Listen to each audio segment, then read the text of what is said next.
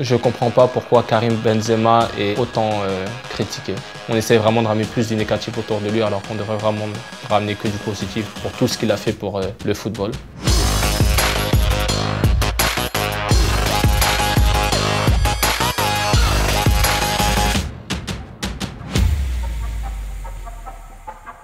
Kylian Mbappé me rend fou quand il accélère. Je fais partie des joueurs qui ont une grosse accélération, mais voilà, il a vraiment une accélération, on va dire, à 2 étapes, comme un turbo. Quand tu conduis une voiture de sport, tu as la première accélération, après il y a le turbo qui tape dedans et qui te remet un petit coup. Bah, lui, c'est pareil, il a un petit moteur de McLaren. Kylian Mbappé m'énerve quand il change de voix pendant les interviews. Quand on est ensemble, il parle normalement et quand on le revoit en interview, je sais pas pourquoi il change sa voix, elle change. Le football, il a changé. C'est marrant parce que c'est vrai, on fait tous attention qu'il a un peu sa voix, il a sa voix politique, tu vois, sa voix de politicien quand c'est sérieux, c'est le Kylian responsable et tout, et sa voix avec nous, mais c'est pro, ça démontre une grande maturité et c'est switcher, faire la part des choses, et je pense que c'est très, très professionnel de sa part. Benjamin Pavard est le pire boudeur. Il boude parfois quand il joue arrière-droit. Quand je pense à Mike Maignan, je pense à Thomas Price de Olivier Tom. C'est top des gardiens de la jeunesse. Gardien qui tire des pénaltys, qui fait des trucs de manga. Non, Mike c'est top niveau. Je comprends Raphaël Varane quand il parle français. Je comprends Raphaël aussi pour sa situation et tout ce qu'il a dit. Et voilà, on le soutient entièrement, on le remercie pour tout ce qu'il a accompli chez les Bleus et pour la France. Quand tu es un joueur international et que tu joues et que tu vas loin en Champions League, c'est sûr que tu as peu de temps, peu de récupération. Et quand tu le fais pendant des années, ça pèse sur le mental. Et le mental, c'est la clé aussi pour la performance. Donc je comprends tous ses choix, surtout qu'il a tout gagné. Donc forcément, c'est plus facile de s'arrêter, on va dire. Marcus Thuram est complètement givré. Il est très fou, mais très agréable. Et c'est une super personne. Voilà, c'est vraiment un ami de longue date. Et même si on ne s'envoie pas souvent de messages, je pense pas à toi.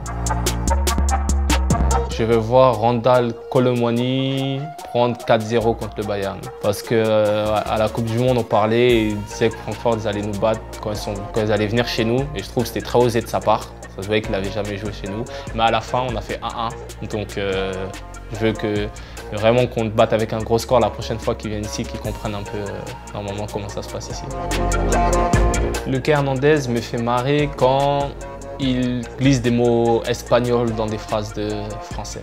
J'ai l'impression que ça arrivait un peu plus au début, ou peut-être je me suis habitué, mais après c'est normal, il a grandi, on va dire, plus en Espagne, donc je pense quand même l'espagnol c'est sa langue numéro 1, mais vu que c'est quand même un joueur français et qu'il a un passeport français, des fois c'est marrant de voir qu'il a un réflexe espagnol. Reste fort général, on sait que tu vas revenir comme un grand, encore plus fort, et voilà. C'est dur en ce moment, mais on est tous avec toi. Malheureusement, j'ai tout gagné en club et pas en bleu. Finale de l'Euro perdu, finale de Coupe du Monde perdu. Je sais pas si ça arrive à beaucoup de joueurs, ça d'ailleurs. C'est la vie, on peut pas tout le temps gagner. Ce qui est sûr, c'est que je reste très motivé et que voilà, je sais qu'un jour, je serai là au bon moment, au bon endroit et que j'aiderai cette équipe à gagner. En tout cas, je perds pas d'espoir. Je lâcherai jamais rien, ça c'est sûr.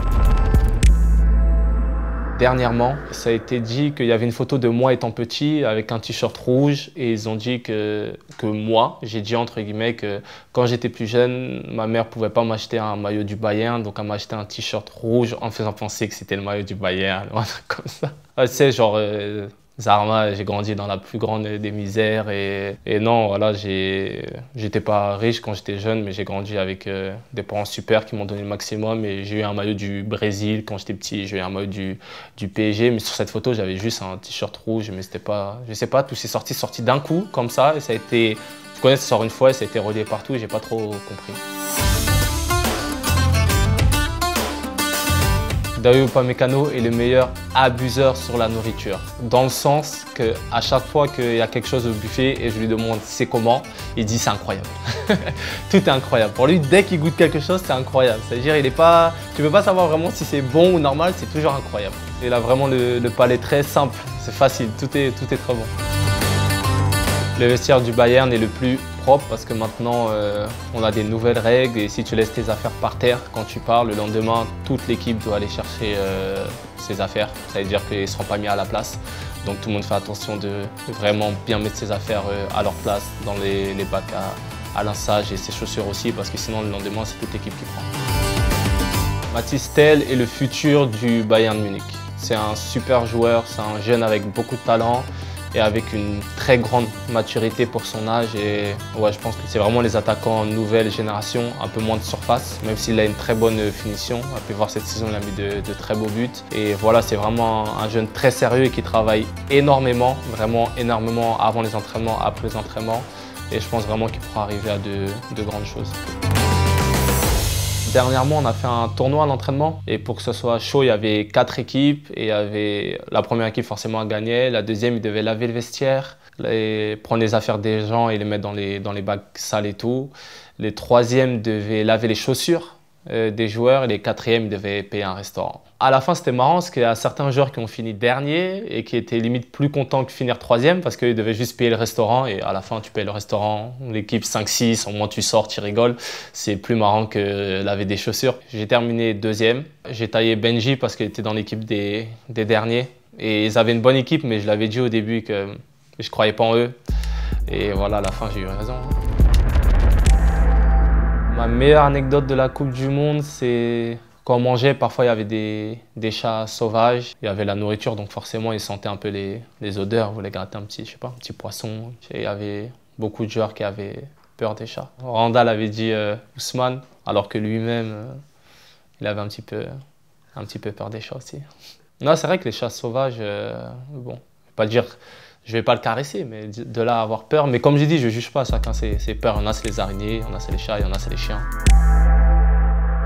Par rapport à ce qu'il se passe sur la planète, j'ai décidé de rouler en voiture électrique. Bon, en fait, le club nous a forcés à rouler en voiture électrique. Il nous donne des voitures électriques maintenant pour aller au travail. Mais j'ai d'autres voitures chez moi, mais à 99% du temps, quand je vais aller en ville, je vais utiliser la voiture électrique du Bayern. C'est top, juste il faut mettre ta musique à fond parce qu'il n'y a pas de bruit de moteur. Donc si tu mets pas de musique, c'est très ennuyant. Après, on s'habitue. Je pense que tout le monde peut essayer de faire un petit peu mieux et chaque effort est bon à prendre. Après, je ne juge pas les gens qui roulent avec des grosses voitures parce qu'aussi des fois, quelques fois dans l'année, je me fais plaisir avec des voitures qui consomment beaucoup. Donc je pense qu'on peut tous se faire plaisir, mais que si on peut tous réduire un petit peu, c'est forcément mieux pour la planète.